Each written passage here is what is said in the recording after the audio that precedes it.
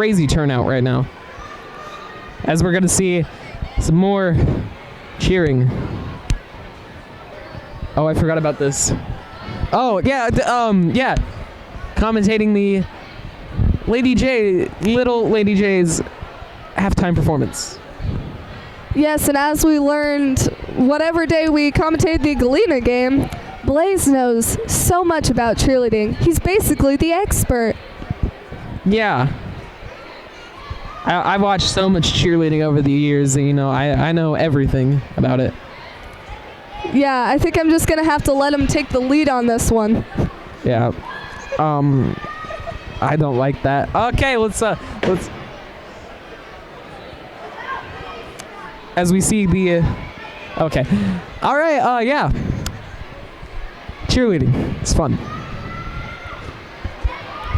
Don't forget later during halftime, chuck a duck.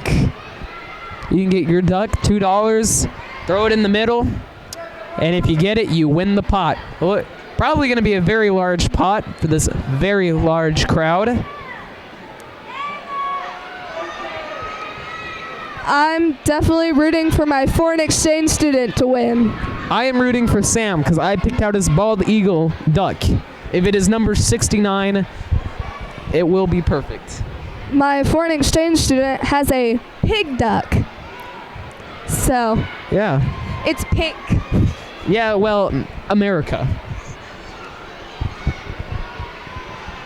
I think our halftime show should be like the one that Shaq and like Ernie Johnson and Charles Barkley puts on, where it's just absolutely chaotic. That would be fun. That is our halftime show. Yeah. They had Shaq roll out on a skateboard and he almost like broke himself. So that's pretty funny. Sounds fantastic. Cara, maybe you should rollerblade across the court. That would. Oh, okay. Next time. That would bring more attention to the commentating program. I didn't bring my rollerblades tonight, so. Ooh. Oh, maybe next time. As we see the clever little cheer clinic getting prepared and ready for the performance. How many girls do you think are down there? 5. I thought you were counting. Probably like, I'd say probably around 30. No, definitely not 30. 70. Okay, yeah, that's 30. Oh my gosh. Well, I was just like, there's not that many kids in Clever, but I'd say there's probably nearly 100. Nearly 100 kids in Clever? No, nearly 100 girls down there. Yeah, that would make sense. Yeah. Anyway, Caleb Peck, 15 points, having an absolutely wonderful game. As we see the Clever cheer clinic perform.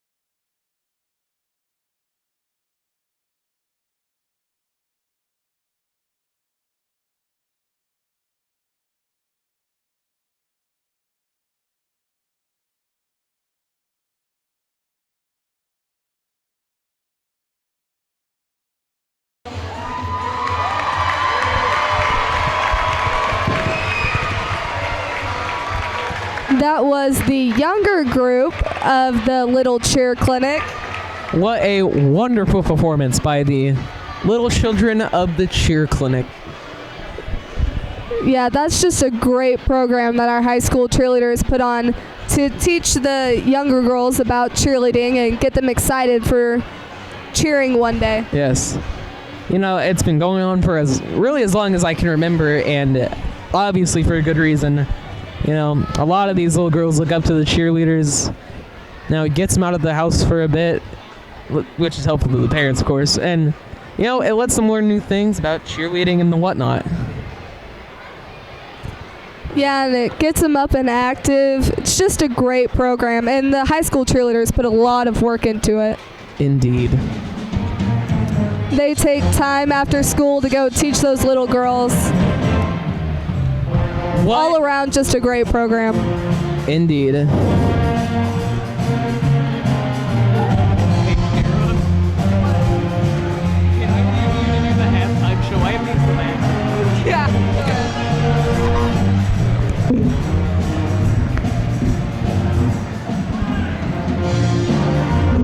I'm going to leave the halftime show to my colleague, Cara Brown. She can commentate Chuck a Duck. Cara, take it away.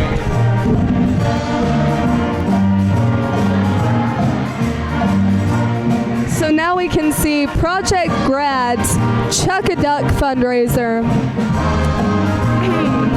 They did this the other night at the Galena game, and the pot was $37. Lindsay Peebles won it. It's a blast to commentate. You can see people making their way down, well, I can see people making their way down to the bottom of the bleachers to get as close as they can to this tarp.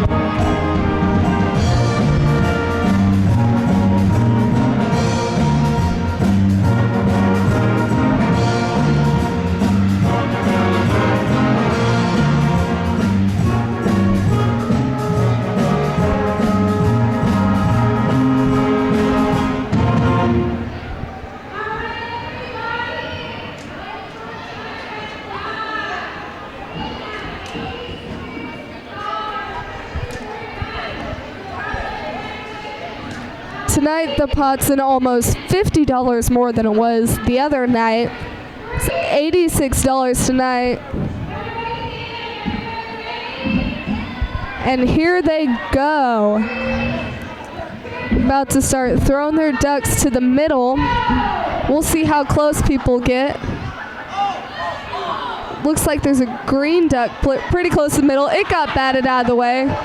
I really can't tell who's closest. Oh, there's one right in the middle now. See if I can get him without shaking the camera too much. No, I can't. It looks to be a green duck. I'm not sure who that belongs to. Oh my gosh. Oh, can't, okay.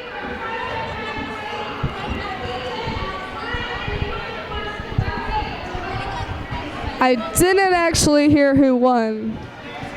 So, what a great fundraiser for Project Grad. I don't really know what it does. Jess, what does Project Grad do? What does Project Grad do? Like tonight? All in all. We sell pizza. I have Jessica Swartz here. Jess, come back.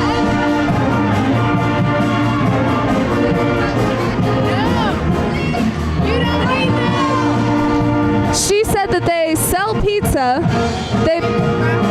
and raffles. Why?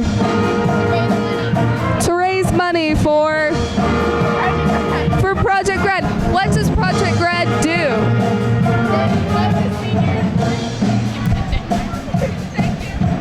Project Grad raises money so that the seniors can have a graduation party after graduation. And this year they're renting out SBU's like event center, and so there'll be swimming and games and prizes, and so they're raising money to buy all of that. So do you guys have like a goal, like a money raising goal? Last year's class, their goal was 10,000 and they reached it. So we're hoping to get the same amount this year. And how close to that goal are you? I do not know, but we haven't been able to do a lot of the same stuff that they have been. So I know we're kind of under the goal right now. So come out to the games and support Project Graduation so that the seniors can have a party.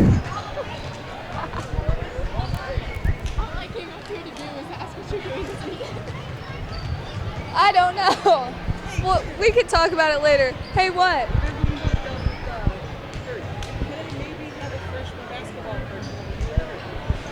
Yeah. Apparently, we're just going to start conducting interviews now. That's cool. Yes. No. Because at some point, we actually want to live stream this, and we need some footage that we can actually show people. You can keep talking about Project Grad. Well, shucks.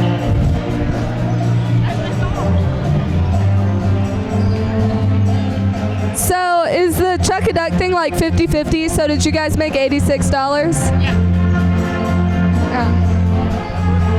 Oh. Okay, we're gonna pass the mics off because I'm done talking to Jessica. Come on, Sam. All right, thanks for sitting down with me. We got Sam Sinclair, clever freshman. He's from the games I've seen, he's done pretty good. So, Sam, what do you think so far of the game right now? A lot of bad fouls, not making enough shots. Simple as that. Yeah. Okay, so as part of the freshman team, what do you think of like the freshmen that are coming in? How talented are they? I think we have a very talented class, a very big class, that's going to produce a lot of successful varsity players in the future. All right. Now you see a guy like, you know, Caleb Peck out there, and he's putting up 15. How, you know, does that motivate you seeing a guy go out there and perform like that? It's good to see a kid from Clever that may potentially play college ball. You know, he's a very good shooter, very good scorer overall. I'd like to see better defense from him, though. All right. What do you think right now is the most integral part of your team? Like the freshman team or the varsity team? Yeah, both. It's just our defense. If we play defense, we're going to win the game because we got kids who can score. But when we don't play defense, we don't box out, we don't get rebounds, we can't win. So, you know, the Blue Jays have a large history of basketball. They take up all the accolades, take up a really good portion of the wall. You know, how does it feel just to be a Blue Jay? It feels really good to be a part of this great program, and one of my dreams right now is to just be able to help it any way I can, and whether that's playing tons of varsity minutes or just playing JV. I'm glad to be a part of the program. Who do you think has the brightest future in the program? I gotta say Bryce Gelly. I mean, freshman, what's he, like 5'6", 5'7"? He's already seen varsity minutes this year. I feel like he's gonna be very good. I bet he's gonna break a couple milestones even, maybe score 1,000 points, make a number of 3 balls. He's a great shooter, as you see right there. But yeah, I gotta say Bryce Gelly.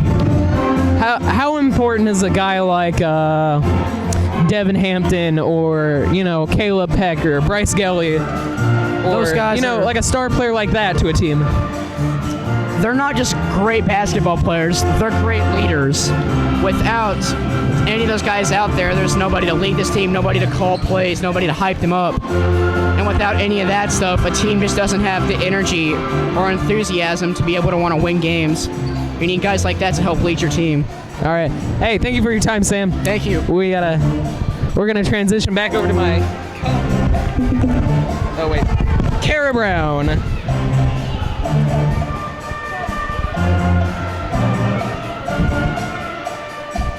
So going to the second half, I think what we really need to see is less fouls, and that's more the refs thing than the players. All right. Yeah, definitely.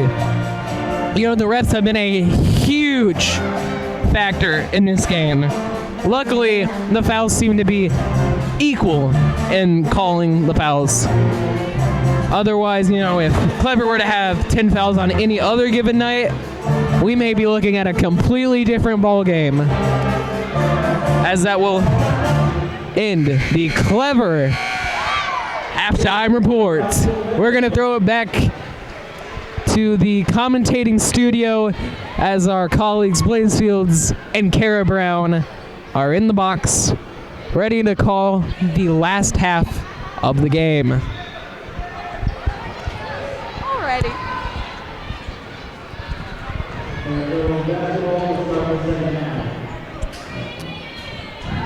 I think what Clever needs to see this quarter is more points scored by its players other than Caleb Peck.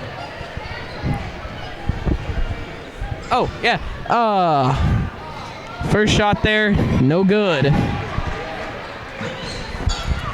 Definitely Caleb Peck's been leading this offense. He by far has the most points scored of anyone on the team. As we'll see Mr. Gilpin making the shot there.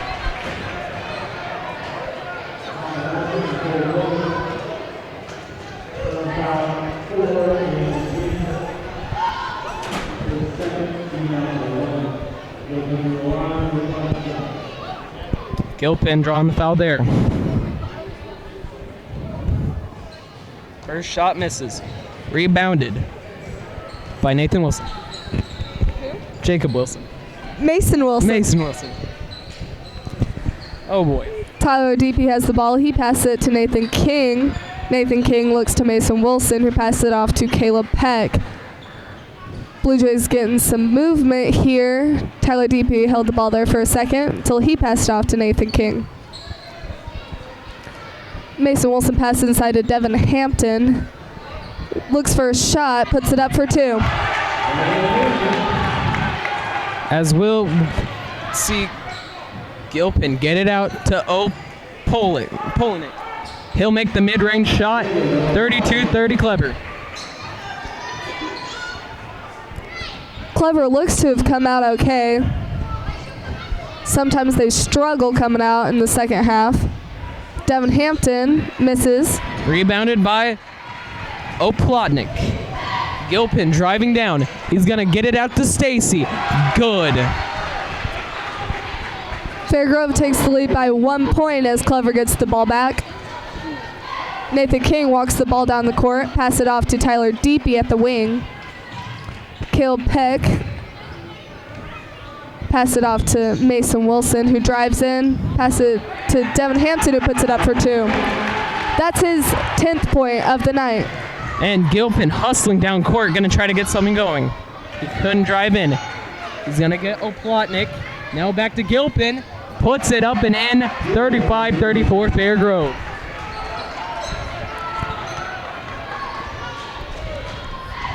This game is still very close. Both teams putting up points right now. Devin Hampton passes it to Tyler Deepy. Deepy to Wilson, who puts it up for two and takes the lead back by one for Clever. Stacy takes it down court. He gets it to Gilpin. Ooh, that got trapped there. Nowhere to pass, but he's going to find Brian Carroll in the corner. Oh my goodness, 38-36 Clever, or Fairgrove. And that shot by Mason Wilson was his first points of the night. Devin Hampton puts it in for two. It's tied at 38. 38-38. Stacy. He's going to pass it out to Potter. Fairgrove trying to get the ball movement going, and it's going to get swatted away by Hampton. Potter just barely able to recover that. Nowhere to pass to. He's going to get Oplotnik. Heavily guarded from 3. Carroll with the rebound.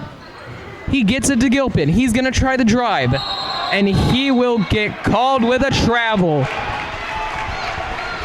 38-38 tie as Clever looks to take the lead. Ooh.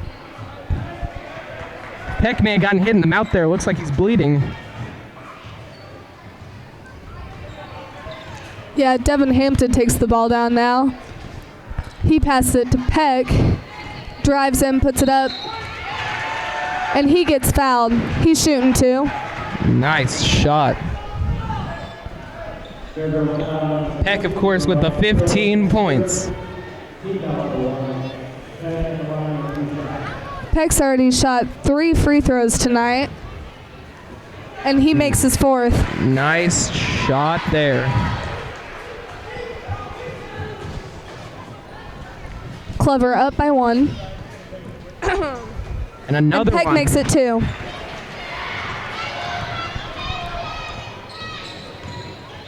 Stacy's going to drive down. He gets it out to Oplotnik from 3. No good. Rebounded by Peck. Yeah, Peck just reaches his arm out there to get that rebound. Peck with the ball, looking for a man. Pass it off to Devin Hampton. Interesting statistic. Caleb Peck and Devin Hampton have combined for 29 of Clever's 40 points. Yeah, and those are 2 seniors who really run this offense. And Peck, a ferocious rebound there. And that's going to be a travel called on Mason Wilson. Oh. And you know, these guys are the best combination in this Clever lineup. Peck and Hampton. Jordan and Pippen. Johnson and Abdul-Jabbar. They certainly rival him. Oplotnik gets it out to Potter. Ooh, he's going to try a pick and roll. Who gets it to Gilpin, lays it up and in, and that is short. Man, Gilpin, 6'4", couldn't get it to go. Nathan King with the ball. Clever still has a 2-point lead. He's looking for a man, finds Caleb Peck, who passes it right back to King. Hampton with the ball, puts it up for 2 more. He has 14 on the night. Stacy will take it down. He's gonna get it out to Potter, laying up and in, and he will get called with a foul. Now, I could actually see that. Yeah, and that looks like it was on Peck. That's only his first of the night. Amazingly enough, the way Clever's been fouling. Interesting, as we will see Oplotnik shoot 2.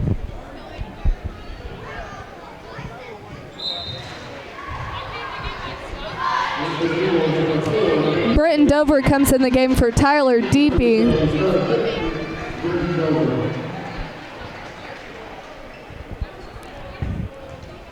Yeah.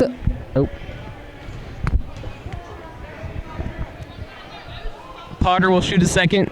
No good. Rebounded by Dover. Dover has 4 points on the night so far, 2 of those coming from free throws. Dover with the ball, passes to Hampton, up to King, back to Wilson. Peck driving in. Oh, ooh. And that will be a foul on Fairgrove in the act of shooting. Peck's looked really good on his free throws tonight. If I recall, he's made all of them. Yeah, 5 for 5. Well, we jinxed it. 5 for 6. We just gotta stop talking. Oops. Oh my gosh. Well, Gilpin takes it down the court. Back to Oplotnik. Fairgrove getting the ball movement going. Oplotnik tried to make a slick move there, couldn't get it. As now Potter's going to try to make a move. Gets it knocked away. Oh! And Fairgrove will come up with it, and it is knocked out of bounds by Britton Dover. Utter chaos on the offensive and defensive end. It was offensive for about half a second, and then, you know.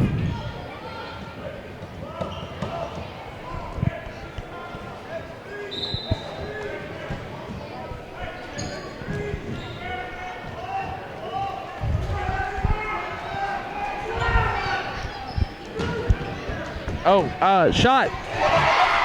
Bio Plotnik is good. Tie game, 42-42. Hampton has the ball. He's going to drive, looking to shoot, but can't get anything. Hampton has the ball again, passes it to Peck, passes it down to Wilson. Clever getting some ball movement now. Pass to Peck, who puts it up. Misses a three, and it's rebounded by Fairgrove. Oh, Plotnik getting the board. Gilpin gets a nice pass out to Cameron Stacy, the second half of the Stacy twins. And Fairgrove will take a 2-point lead. Timeout Clever with 1:29 left in the third quarter. This is still a very close game. Yeah, and very briskly played, I might add. Helps that there's not 20 fouls, but, you know.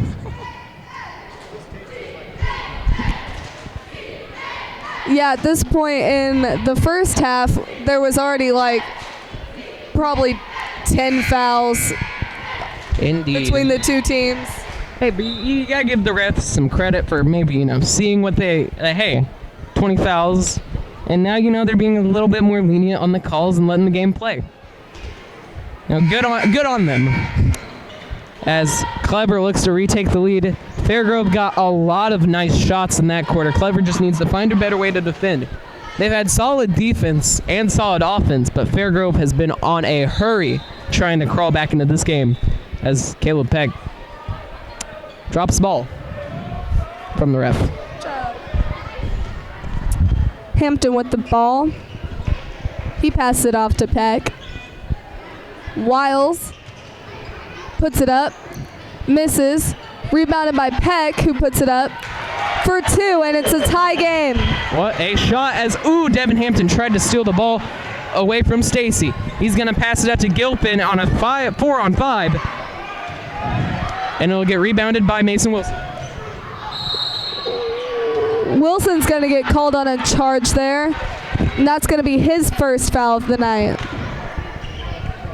It looked like Wilson was just looking for another place to pass and ran right into Gilpin. Wow, only his first. Another astonishing fact that he has no fouls before that. Gilpin gets it out to Stacy. Now to Stacy. And the Stacy twins trying to make something happen there. No good. Britton Dover got the rebound there. And Caleb Peck's just gonna as we will let see time run. Wild cap fly onto the court. The ref went over to talk to someone. Caleb Peck was not happy with that, as we saw. Yeah. Yes, a wild cap fly onto the court. Yeah, that had to stop the clock, so kind of undermined what Peck was doing there. Hampton put the ball up, missed the shot, but Peck comes in and gets blocked. Monster block there by Plotnik. Stacy has it. Gets out the Parter to Stacy. Definitely trying to make something happen here with 6 seconds left in the quarter. 5 seconds. Suffocating D there by Dover. 4 seconds. 3. Shot by Potter. No good. Peck's gonna chuck it. Oh!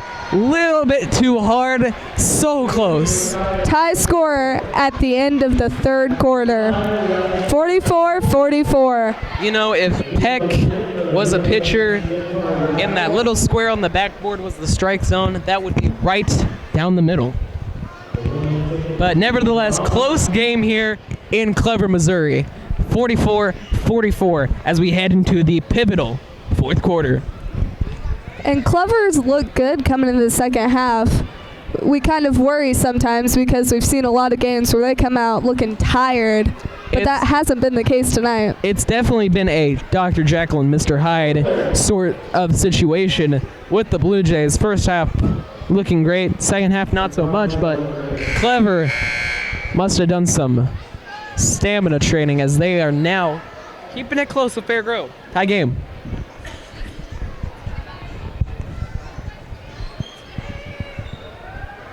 Looks like they're doing something else with Project Grad down at the score table. Indeed. Not exactly sure what it was, though. Yeah. See, the Blue Jays, they're trying to put on a show for the packed crowd. So if they pull out the W in front of this packed house, that is such a confidence booster. And this game was actually supposed to be our homecoming game, but that got moved to February 2nd. It was? Yeah. They switched Little Cheer Night with homecoming night. Oh, okay.